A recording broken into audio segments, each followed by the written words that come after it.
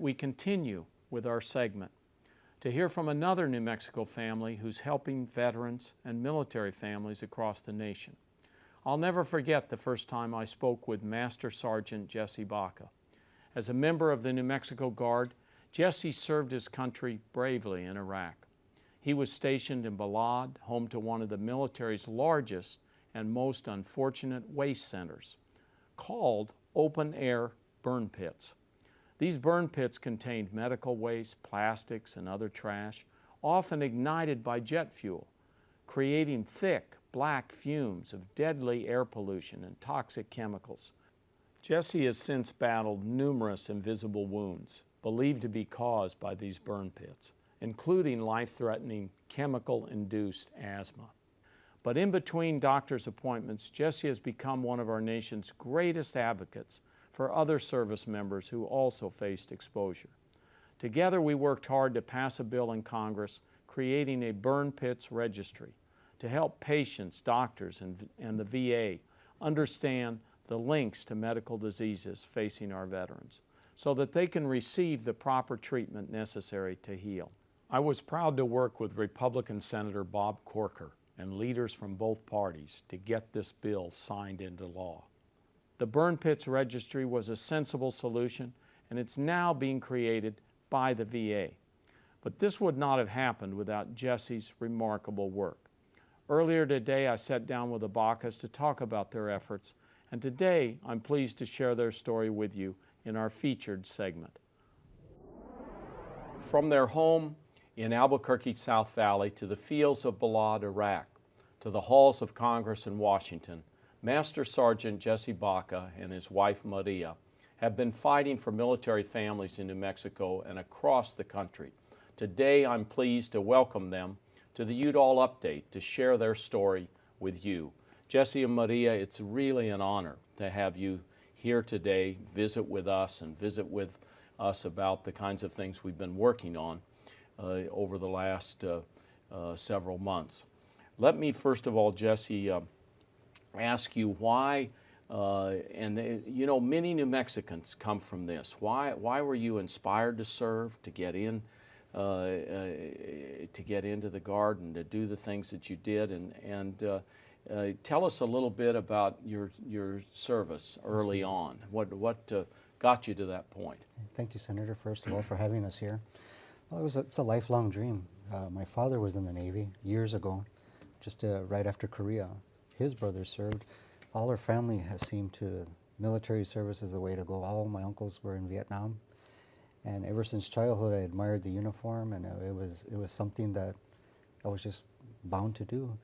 And I joined as a teenager. I had just finished my junior year of high school, and I already knew what I wanted to do.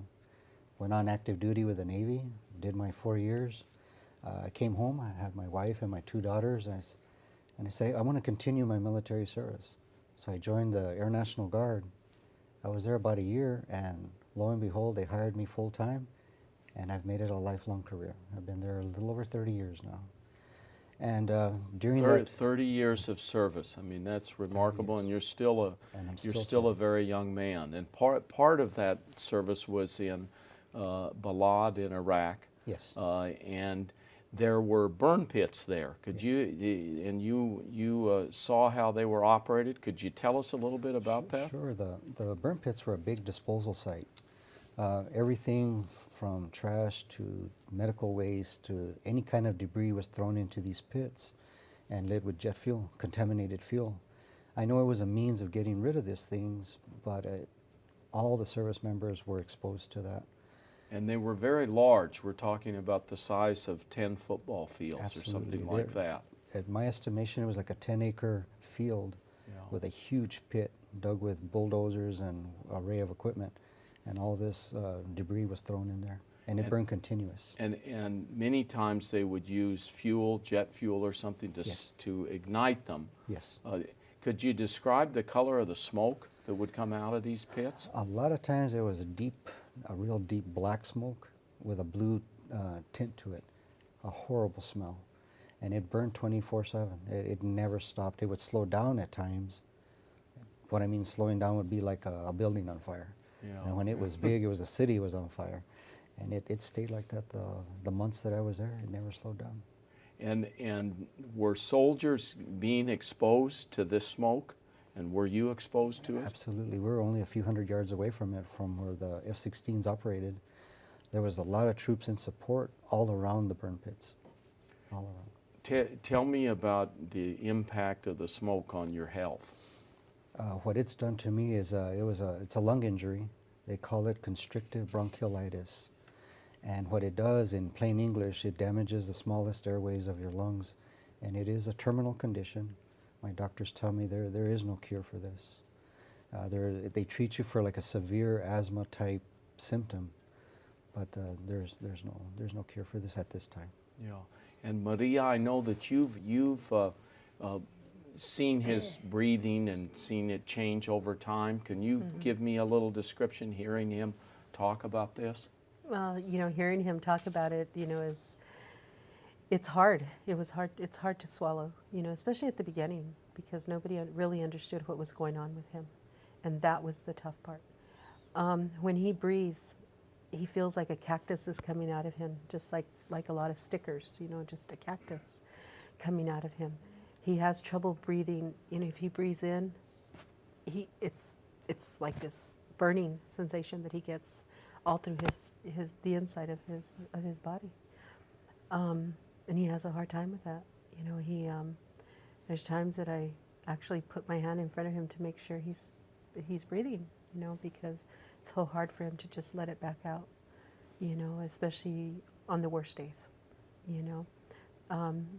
It's very emotional, for our family. In terms of describing the breathing and realizing that he had problems, you also, both of you, I think, thought of other soldiers, folks under your command, and you came up with the idea of a burn pit registry, working on a registry. Could you tell us a little bit about the thinking there? How it started, that started in June of 2010, where the big part started. We had been doing a lot of research before that. And in June of 2010, I ran into a site from another burn pit family. And it was just called Burn Pit on Facebook, really. And it was under Jill Wilkins out of Florida. And I started reading that. And then there was another family I had posted on there that we were at Vanderbilt, looking at, visiting with a doctor, Dr. Robert Miller. And at that time, another burn pit family, pinged me on there and asked, if what kind of problems my husband was having. So I mentioned it to her. And from that point on is really when all these families, there was 10 families altogether, including us, we all got together and started talking about needing to change law, needing to have this recognized more and more, because we kept noticing more and more through Facebook. There was many different people coming on, pinging everybody on what was happening throughout the country. So we got together and we started working on a burn pit bill. And at that time, there was another person, but that person couldn't get it out, and they asked me, they says, Maria, do you know if one of your senators would be willing to, to pick this up? And I go, oh, you're darn right I do. I go, I will make a phone call to Senator Udall's office right now, as soon as we hang up, and I will ask him, I will ask Matt to speak to Senator Udall about it. They said, what do you think? And I said, I have no doubt in my mind. I said, I have no doubt in my mind. And that's when I made the phone call to you all. And I spoke to Matt Padilla. We had, you and I, you Oh, spoke yeah. with Matt, and you and I had a very good Right discussion. after that, you and I had a 45-minute conference call, and I think that your ears have not healed from that yet. I think you're probably right about that. I want to go back one step to talk about his treatment. And the finding of all of these doctors, or some of the doctors, was that this was connected to what had happened to you in terms of being exposed to burn pits. Yes. Yeah. Because I have no history of it. I was in perfect condition. Yeah. I was a half marathon runner, and now I couldn't even do my PT anymore. And all of us fell into that category. Great health. You come back from deployment and your health is deteriorated. Tell me about your health today, just a short Sure, summary of your health today. Can't run anymore. A lot of difficulty, a lot of pain, shortness of breath. What makes it very difficult, Maria was saying, I can breathe in, but I can't breathe out. That's a classic symptom. They call it air trapping. Your lungs just don't operate like they should. And it's because they're becoming, they call it fibrosis. Your lungs are getting real hard where they should be very fluid-like. And that's the biggest part. And I can feel myself slowing down every day. Every day it's a little bit different. And that's the day-to-day life that we live through. My doctor calls me his best student. I've followed his words to the letter. And apparently I'm one of the ones doing the best. And it's exercise, good health, stress level down, an incredible support system. I couldn't ask for better, and that's what has brought me to this day. And really, when you were going through the treatments, at the same time you were also working to help other military families, to try to work with them, talk with them. It sounded like, Maria, the way you described it, you were networking across the internet around the country. Yes. And there was increasing understanding that you needed to advocate for a bill. And we're back to where you said you gave me a call and we started getting geared up on this. You remember when we had the hearing in front of the Senate Yes, I do. Yes. Veterans Affairs Committee? Both of you were there. Can you describe how you felt about that? Wow. It was, you know what? We had so much pride, and at the same time, it was sad for us. It was sad to hear what we were going through, that it was really us. You know, he would look at me, you know, and he'd be like, you know, just that look on his face. Is that really us? Is he talking about us? You know, it's so hard because to face a terminal condition like this, you know, is difficult for a whole family, you know, for everybody. And you stop and see there are so many families going through what we're going through. So many families that you just really do. You network with all these families. Yeah. And you find, you know, just like these 10 families that I talk about, out of these 10 families, 5 of them are gone already. There's only 5 of them left out of these 10 families, not including the hundreds of others that are out there that have died from this. And that's the sad part. But you know what? It gives us such a positive to know that New Mexico has stood so strong with us, that got out there and just fought for us, fought for every veteran across the country. We had so much pride. We have so much pride in New Mexico for what they've done, because it was New Mexico that put this bill, this burn pit registry bill, on the map. It was New Mexico that did it. When you told us, we became bipartisan instantly. It was amazing. It was just amazing. We knew that New Mexico wasn't going to leave any soldier left behind. Well, one of the things that your network of families did is you built the bipartisan support. This wasn't an issue about Democrats or Republicans or independents. This was an issue about military families, about people who served like Jesse, that had this contact with these fumes and smoke, and it had an impact on their lungs. And so really, you know, you're thanking us, but we're also thanking you, because I don't think this would have happened without your energy and your input and just your incredible effort to really push this forward. Thank you. You guys, if it wasn't for you, we would never have been able to do this and to fulfill a dream of my husband's. You know, we have worked hard in fulfilling his bucket list of anything and everything he's wanted to do.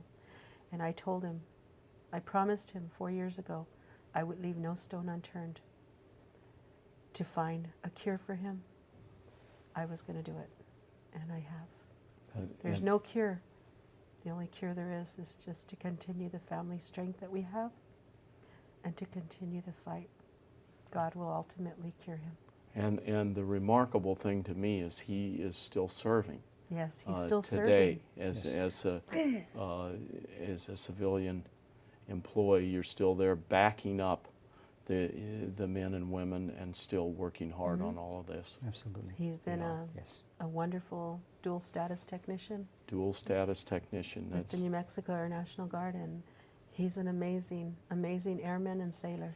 He has given almost 37 years of his life to the military. Well, let me just conclude here by first of all just thanking you both for your service, for your sacrifice. It's been a remarkable thing for me to get to know you and to be able to share experiences with you. And I really truly believe that if you and these other military families joined together, we wouldn't be where we are today in terms of trying to help them and getting this burn pit registry going. So thank you very much, and thank you for being on the show here with us. I think many people will see this and be inspired by your example and your hard work. Thank you. Thank you, you. Senator. Appreciate it. You bet. Thank you. You bet.